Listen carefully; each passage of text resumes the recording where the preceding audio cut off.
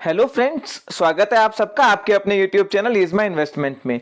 Friends, कल future group और रिलायंस के डील को लेकर मैंने वीडियो डाली थी। मेरे पास उस वीडियो में बहुत ज़्यादा क्वेरीज और रिक्वेस्ट आई है कि फ्यूचर कंज्यूमर के शेयर को लेके एक फुल फ्लेज वीडियो डालिए कि हर सिनेरियो में ये डील अगर इस तरह से होती है जैसे मीडिया रिपोर्ट कर रही है, या मर्जर होता है, या माइनॉरिटी स्टेक या मेजॉरिटी स्टेक परचेज करती है, रिलायंस शेयर स्वैप आता है, हर केस में फ्यूचर कंज्यूमर के शेयर होल्डर्स को क्या करना चाहिए। फ्रेंड्स, आज की इस वीडियो में हमने सिर्फ फ्यूचर कंज्यूमर के शेयर को डिस्कस किया है फाइनेंशियल बेसिस पे, फंडामेंटल्स बेसिस पे, और इस पूरी डील के बेस पे फ्यूचर ग्रुप का जो ये शेयर है फ्यूचर कंज्यूमर, ये कहाँ पर प्लेस्ड है।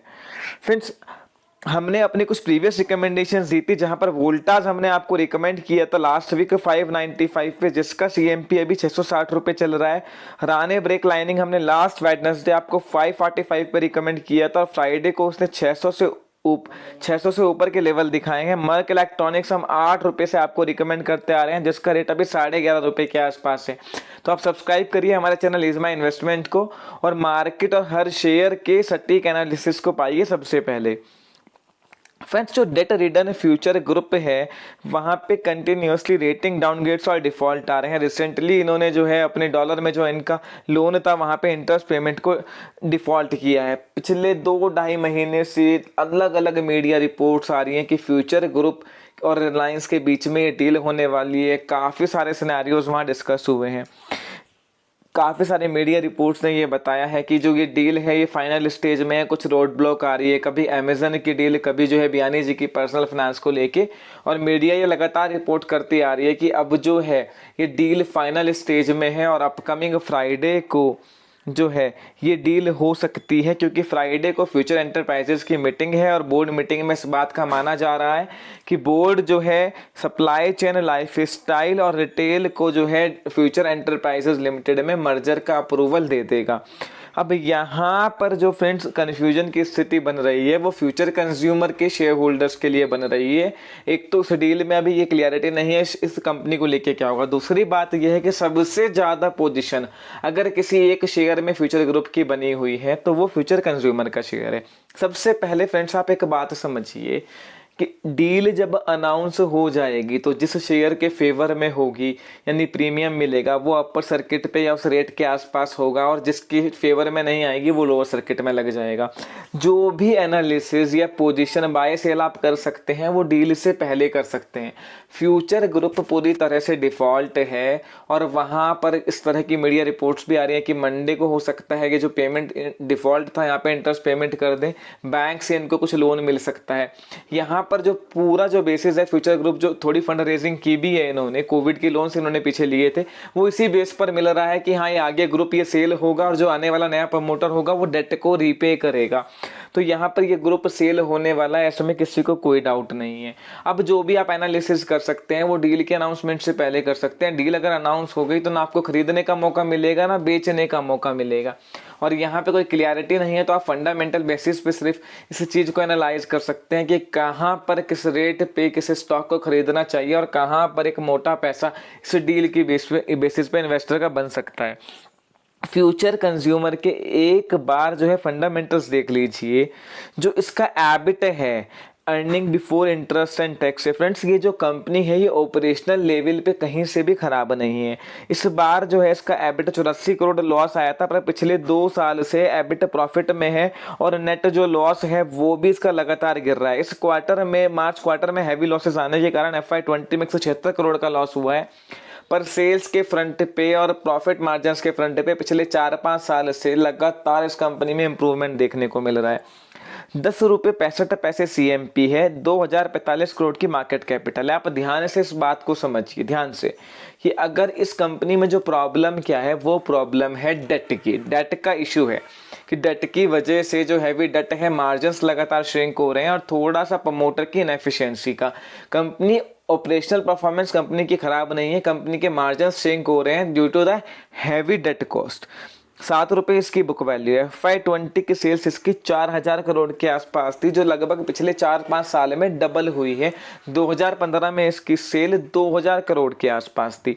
अब जो ये पूरी थ्योरी है, पूरा जो सिनेरियोज है कि माइनर स्टेक रिलायंस खरीदेगा, कंट्रोलिंग स्टेक खरीदेगा या मर्ज हो जाएगी, इसको ध्यान से समझिए। कुछ लोग मेरे से पूछ रहे थे कल कमेंट सेक्शन में कि माइनर स्टेक खरीदेगा तो कैसे बढ़ जाएगी, कंट्रोलिंग स्टेक खरीदेगा तो फ्यूचर कंज्यूमर कैसे मल्टीबैगर हो सकता है। फ्रेंड्स, पहले तो इस बात को समझिए कि प्रमोटर के पास 45% की स्टेक है, जो 94-95% प्लेज है।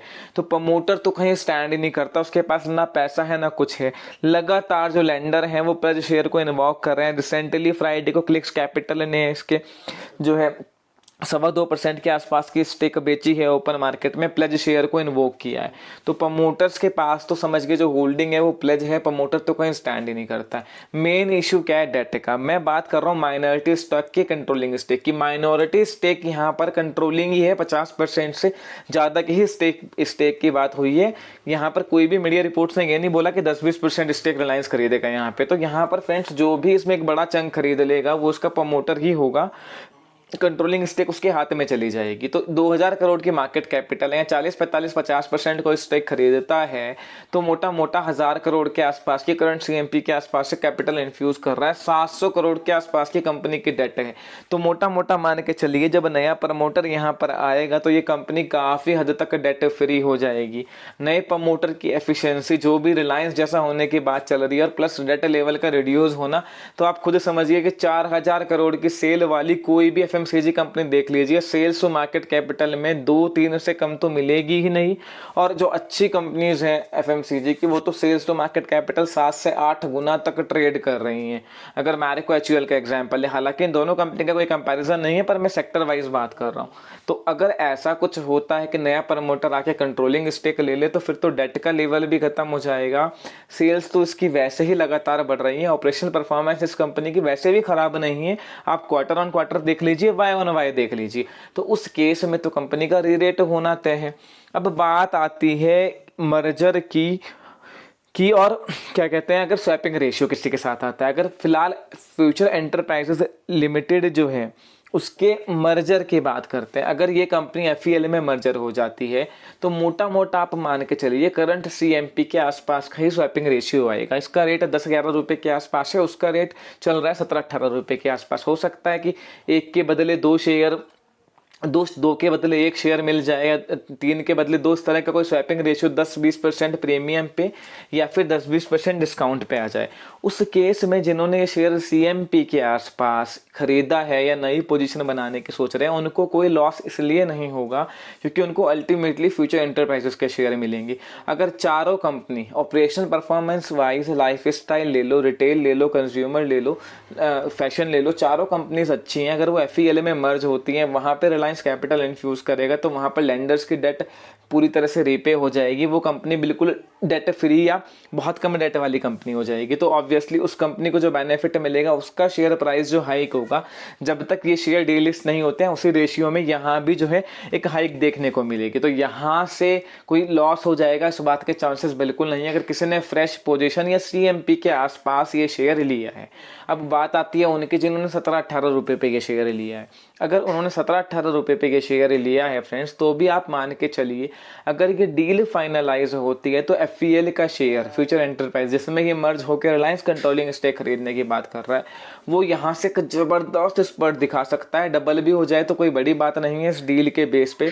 जिस तरह की मार्केट कैपिटल वैल्यूएशन पे वो शेयर ट्रेड कर रहा है और जिस तरह से उसकी रेटिंग होगी नए प्रमोटर, वो भी रिलायंस के आने के बाद में, तो उस केस में भी स्वैपिंग रेशियो के हिसाब से भी ये जब तक ये इंडिविजुअल ट्रेड होता है, डेलिस्ट नहीं होता है, वो उसी प्रपोर्शन में बढ़ता रहेगा, तो आपको आपका रेट मिल जाएगा।